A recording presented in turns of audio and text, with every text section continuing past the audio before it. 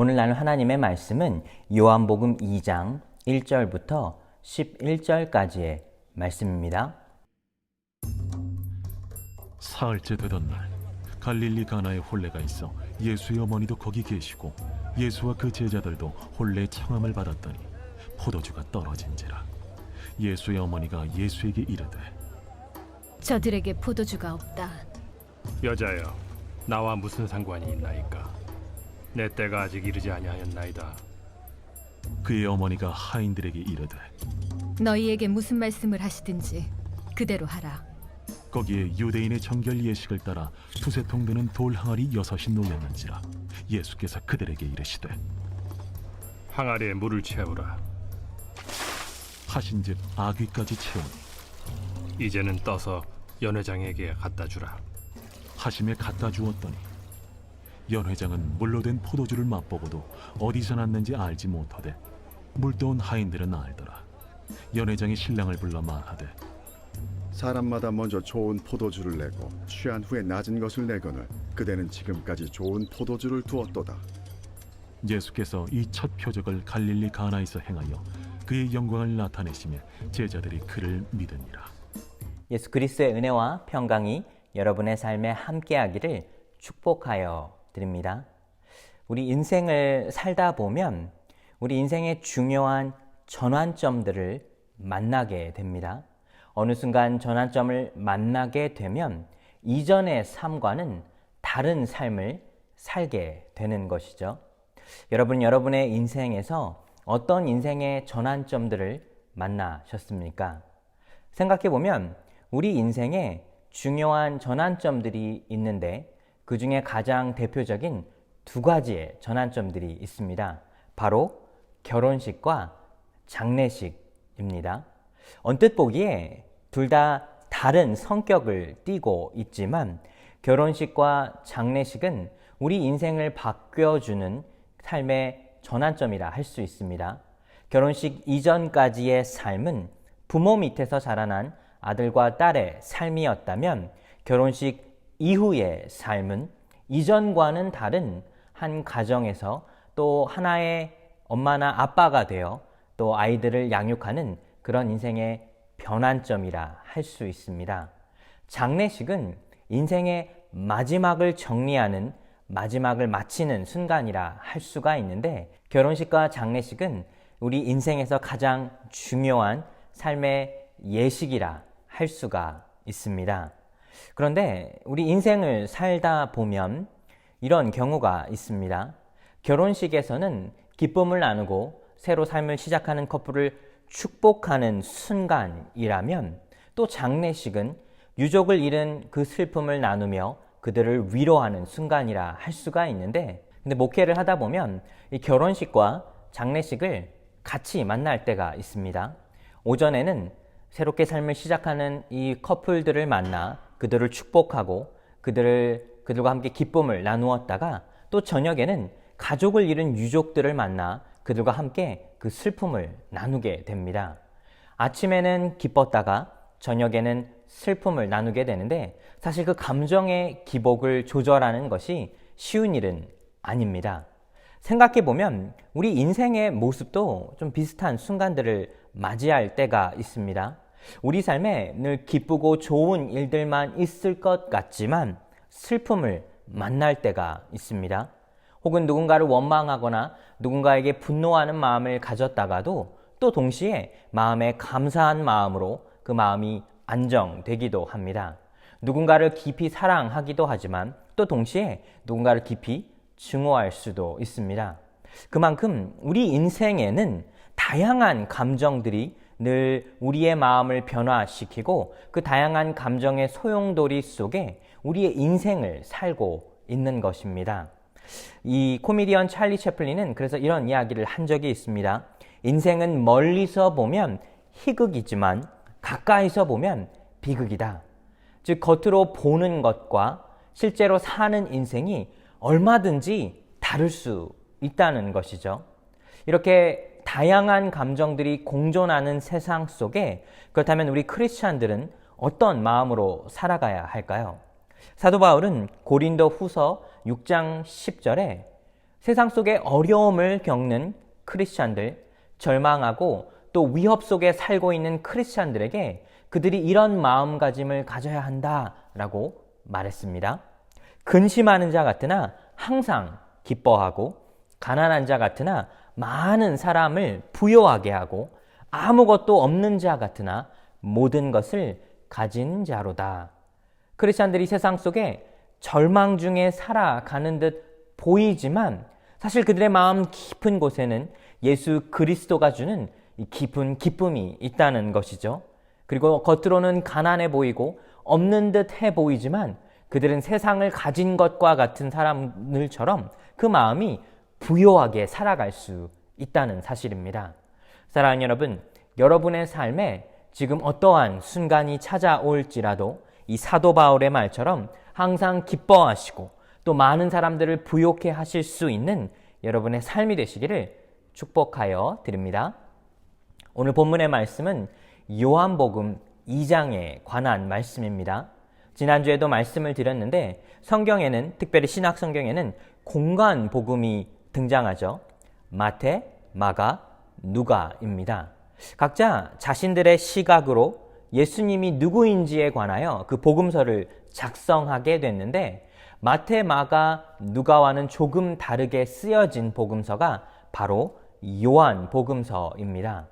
마태는 신실한 유대인이자 세리였던 그는 이 유대인들을 대상으로 그 복음서를 쓰게 되었죠. 그래서 예수님이 어떻게 이 다윗 왕의 후손으로 약속된 메시아로 이 땅에 오셨는지를 우리에게 말해주고 있습니다.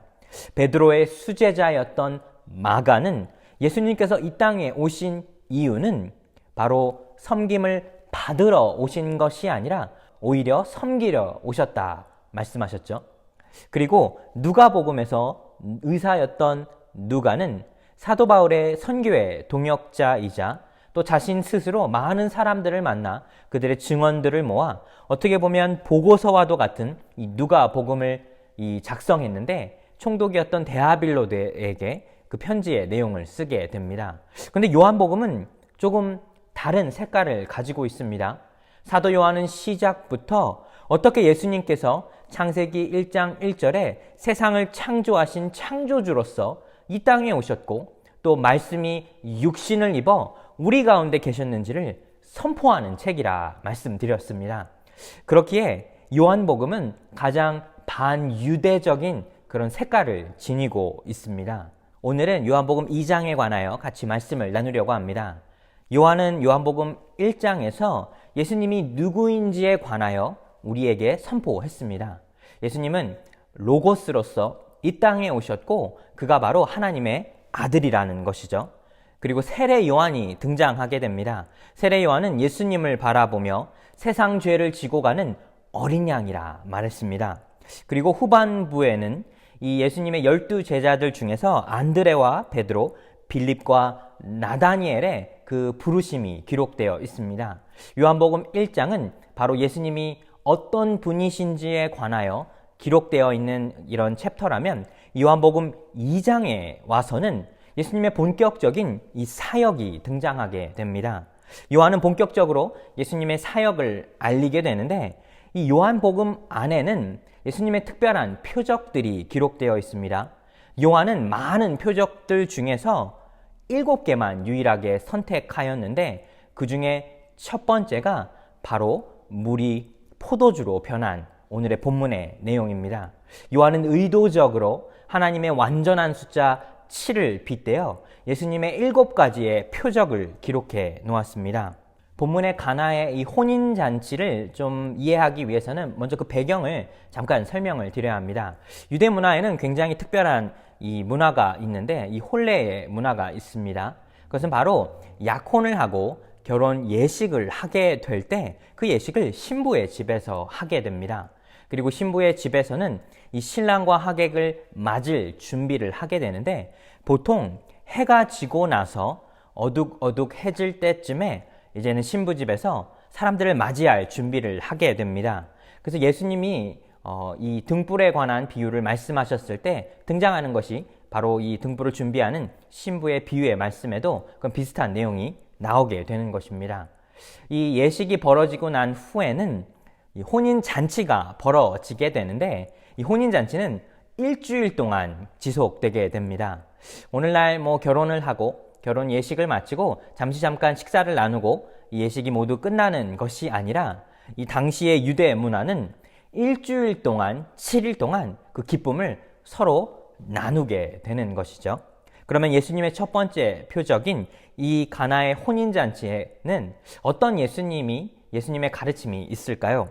첫 번째는 예수님께서 말씀하신 이 항아리에 물을 채우는 것이 참 중요하다는 것입니다. 예수님과 어머니 마리아는 이 혼인잔치에 초대되었는데 당시의 문화의 습관으로 보아서 어머니 마리아는 아마도 자신의 친척이나 가장 가까운 사람의 결혼식에 참여하게 된 것 같습니다. 그리고 또 동시에 마리아는 당시의 주방을 담당하는 듯 보입니다. 오늘 본문의 내용을 살펴보면 마리아가 그런 권한이 있음을 우리가 알 수가 있는데 이 음식을 담당하는 것 참 중요합니다. 교회나 어느 곳에서도 사실 많은 사람들의 잔치 음식을 준비하는 것 결코 쉬운 일이 아닙니다. 마리아는 그만큼 중요한 일을 담당하였고 그 일을 잘 수행하기를 원했습니다. 그런데 이 혼인잔치가 벌어지고 있는 가운데 한 가지의 소동이 벌어지게 됩니다. 바로 포도주가 떨어졌다는 것입니다. 유대 결혼식에서 포도주는 가장 중요한 부분을 차지하게 됩니다. 일주일 동안 이어지는 이 결혼 잔치 가운데 포도주가 떨어진 일은 큰 위기를 만나게 된 것이죠. 그러자 마리아는 예수님에게 이 일을 알리게 됩니다. 마리아는 예수님에게 포도주가 떨어졌나이다 라고 말하게 되는데 요한복음 2장 2절에 보면 예수님의 대답이 나옵니다. 여자여 나와 무슨 상관이 있나이까 내 때가 아직 이르지 아니하였나이다. 여기서 예수님은 어머니 마리아를 여자여라고 부르게 됩니다. 언뜻 보면 부모님을 공경하지 않는 예수님의 모습 같지만 당시의 문화에서 이 여자여라고 하는 이 표현의 방식은 사실 이 공경의 의미를 가지고 있습니다. 즉 예수님은 어머니를 여자여라고 부를 때 공경의 의미를 담았다는 것이죠. 그런데 생각해보면 그 공경의 의미는 담았으나 좀 표현이 어색하게 느껴질 수 있습니다. 왜 굳이 어머니를 어머니라 부르지 않고 이렇게 여자여라고 부르게 되었을까요? 여기서 우리는 한 가지를 깨달을 수 있습니다. 예수님은 자신의 이제 사역의 시작을 준비하시면서 스스로 세상과 분리된 존재로서 자신의 사역을 준비하고 있었다는 것입니다. 어머니 마리아 역시 예수님을 잘 지켜보면서 예수님에게 범상치 않은 그런 모습이 보였을 것입니다. 그래서 위기가 찾아오게 되었을 때 가장 먼저 손을 내민 사람이 바로 예수님이라는 것입니다. 사실 포도주가 떨어졌다면 하인들과 함께 포도주를 사오거나 구해오면 그만이지만 그 위기의 순간에 오히려 예수님을 바라보았다는 것입니다. 여기서 또 나와 무슨 상관이니까 예수님이 말씀하셨는데 여기서 분명하게 우리는 예수님께서 하나님의 때를 기다리고 있다는 그 사실을 발견할 수 있습니다. 예수님은 자신의 때를 기다리게 되었습니다. 하나님이 준비하신 그 때를 기다리는 그 삶을 살았던 것입니다. 마리아는 위기가 찾아온 그 순간 본인 나름대로 그 어려움을 해결하기를 원했습니다. 그리고 그 사실을 예수님에게 알리게 되었던 것이죠. 우리 신앙생활의 모습도 어떻게 보면 이 마리아와 비슷하게 보여질 때가 있습니다. 이 신앙생활 가운데 어려움의 순간들을 만나게 될 때 우리는 우리 나름대로 하나님 앞에 우리의 문제를 알리게 됩니다. 하나님, 난 이런 어려움이 있습니다. 도와주세요. 그런데 그때 하나님의 음성이 들리게 되는데 아직 나의 때가 오지 않았다는 것이죠. 신앙생활은 어떻게 보면 내가 기다리는 나의 때와 바로 지금이죠. 하나님의 때를 기다릴 수 있느냐, 인내할 수 있느냐가 바로 신앙생활의 모습이라는 것입니다.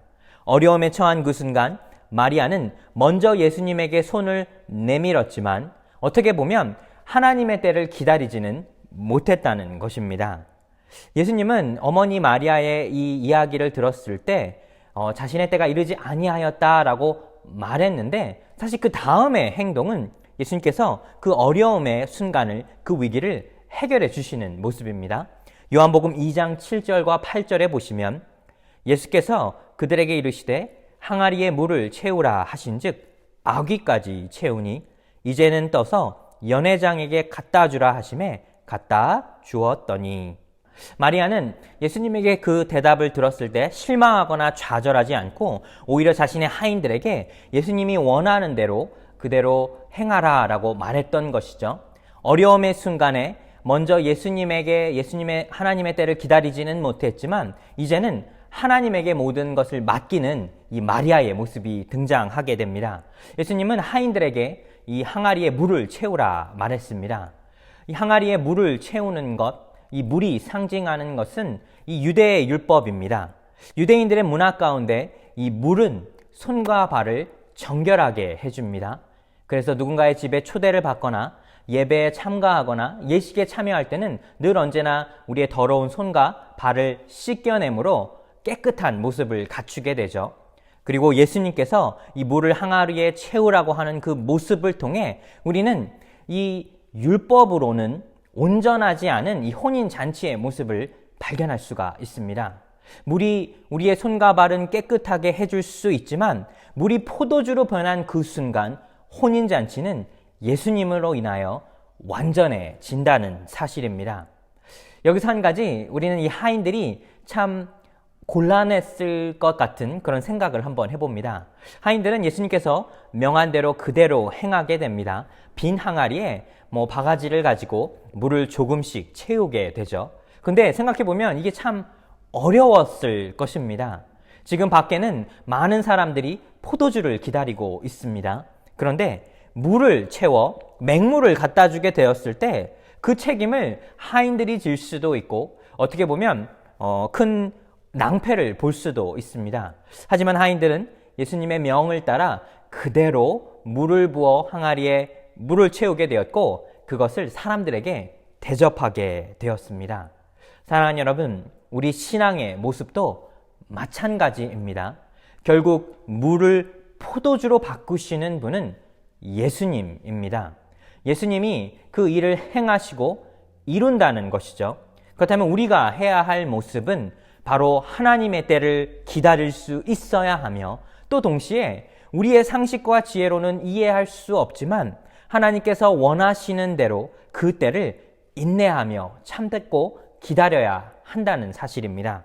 또 두 번째로 오늘 본문의 말씀에서 우리는 한 가지를 더 깨달을 수 있는데 바로 이 혼인 잔치의 상징성입니다. 요새 많은 젊은이들이 결혼을 뒤로 미루고 있습니다. 2021년에 이 혼인 건수를 조사했는데 그 결과가 19만 3천 건이라고 합니다. 많은 것 같지만 사실 지난 5년 동안에 10만 건 정도가 줄었다고 합니다. 즉 많은 20대, 30대 젊은이들이 결혼을 잘 하지 않는 것이죠. 그리고 평균 연령은 조금씩 올라가고 있다고 합니다. 즉 나이는 들지만 많은 젊은이들이 결혼은 뒤로 미루고 있다는 사실입니다. 그래서 그 이유를 물어보니까 경제적인 상황을 이야기했습니다. 아무래도 결혼을 준비하고 결혼식을 하는데 서로 경제적으로 큰 부담을 가지고 있습니다. 그렇다 보니 결혼을 점점 뒤로 미루게 됩니다. 또 두 번째는 어떻게 보면 이 결혼 제도라고 하는 것에 얽매이기 싫어서라고 합니다. 즉 결혼을 법적으로 하게 되면 이제 남편과 아내가 서로를 책임지고 자녀를 양육해야 하는데 그 모든 것이 어떻게 보면 큰 부담으로 작용하고 있기 때문입니다. 결혼은 사실 세상의 다른 어떤 관계보다도 특별한 관계인 것을 우리가 잘 알고 있습니다. 결혼을 하게 되면 남녀가 서로 언약을 맺고 그 언약은 깨어지지 않아야 합니다. 특별한 경우가 아니고서야 이혼을 하는 것이 쉬운 일이 아니라는 것이죠. 남녀가 서로 이제는 서로를 책임지고 서로와 함께하겠노라 약속하는 굉장히 특별한 관계가 형성되는 것입니다. 이것은 세상 속에 다른 친구와의 관계나 부모와의 관계와는 전혀 다른 모습을 가지고 있습니다. 고대 시대부터 결혼식은 많은 문화권 안에서 가장 경건하고 귀한 예식으로 여겨져 왔던 것도 그런 이유입니다. 성경에서 또 이 결혼의 의미는 특별한 의미를 가지고 있는데 그것은 바로 하나님과 우리 하나님의 백성들과의 관계를 결혼 예식에 빗대어 하나님이 설명해 주십니다. 호세아서 2장 19절과 20절의 말씀에 보시면 내가 내게 장가들어 영원히 살되 공의와 정의와 은총과 긍휼히 여김으로 내게 장가들며 진실함으로 내게 장가들리니 내가 여호와를 알리라. 하나님께서는 하나님의 백성들과 마치 신랑과 신부가 정결한 예식을 통해 함께 한 것을 약속하듯이 그 결혼 예식에 관한 비유의 말씀으로 하나님과 하나님의 백성의 관계를 선포하셨습니다. 그렇습니다. 우리가 신앙생활을 하는 그 모습은 하나님과 우리와의 관계는 마치 부부가 함께하는 것을 약속하듯이 우리도 하나님과 함께 동행하는 삶을 살게 된다는 것입니다. 그렇기에 우리가 하나님과 동행하는 삶을 살겠노라 선포하면서 우리의 삶은 우리의 행동은 그것을 지키지 못하게 된다면 결국 그 언약을 깨트리는 것은 우리의 책임이라는 것이죠. 사랑하는 뉴욕 주섬학교의 성도 여러분, 우리의 삶은 하나님과 동행하는 삶입니다. 예수님과 동행하는 삶이란 결국 이 예수님의 말씀을 잘 따를 수 있고 그의 이끄심대로 우리가 믿음의 발걸음을 내딛는 것이라 할 수가 있습니다. 내 지난날의 경험과 지식과 경험으로 살아가는 것이 아니라 이제는 하나님이 원하시는 방식으로 하나님이 이끄시는 삶으로 내 삶을 한 걸음 한 걸음 내디딜 수 있어야 한다는 것입니다. 오늘 본문 2장 9절과 10절에 보면 연회장은 물로 된 포도주를 맛보고도 어디서 났는지 알지 못하되 물동원 하인들은 알더라. 연회장이 신랑을 불러 말하되 사람마다 먼저 좋은 포도주를 내고 취한 후에 낮은 것을 내거늘 그대는 지금까지 좋은 포도주를 두었도다 하니라. 예수님께서 이 물을 포도주로 만든 그 순간 그 포도주는 이 결혼 예식의 가장 중요한 부분을 차지하게 되었고 가장 좋은 것을 이 혼인잔치에 참여한 사람들은 취하게 되었다는 것입니다. 요한복음 2장 11절의 말씀을 보시면 예수께서 이 첫 표적을 갈릴리 가나에서 행하여 그의 영광을 나타내심에 제자들이 그를 믿으니라. 요한은 굉장히 특별한 단어를 사용했습니다. 바로 이 표적이라는 단어죠. 사실 물이 포도주로 변한 것은 기적과도 같은 일입니다. 도무지 우리의 지혜와 지식과 경험으로 있을 수 없는 일을 이루게 되었을 때 하나님께서 그 일을 이루셨을 때 우리는 기적이다 말을 하는데 요한은 표적이라는 단어를 사용했습니다. 여러분 표적이 무엇입니까? 표적은 어떤 메시지를 담고 있는 장면입니다.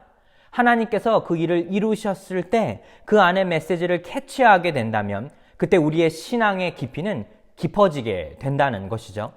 예수님께서 물을 포도주로 바꾼 그 순간 그 표적을 통하여 그 결과물은 바로 제자들이 예수님을 믿었다라는 것입니다. 사랑하는 여러분, 우리 삶에 예수님 앞에 구해야 할 것은 바로 이 표적입니다. 나의 것을, 나의 때를 하나님 앞에 구하는 삶을 살아가는 것이 아니라 하나님의 때를 기다리고 인내하며 우리의 믿음이 깊어질 수 있으며 하나님의 영광이 드러날 수 있는 그 표적을 기대하고 기다려야 한다는 것입니다. 한 주간의 삶을 사시면서 또 여러분의 삶을 살고 있으시면서 하나님께서 원하는 때에 하나님의 방법으로 하나님의 것을 이루는 그 표적의 그 경험을 하실 수 있는 여러분의 삶이 되시기를 예수님의 이름으로 축복하여 드립니다.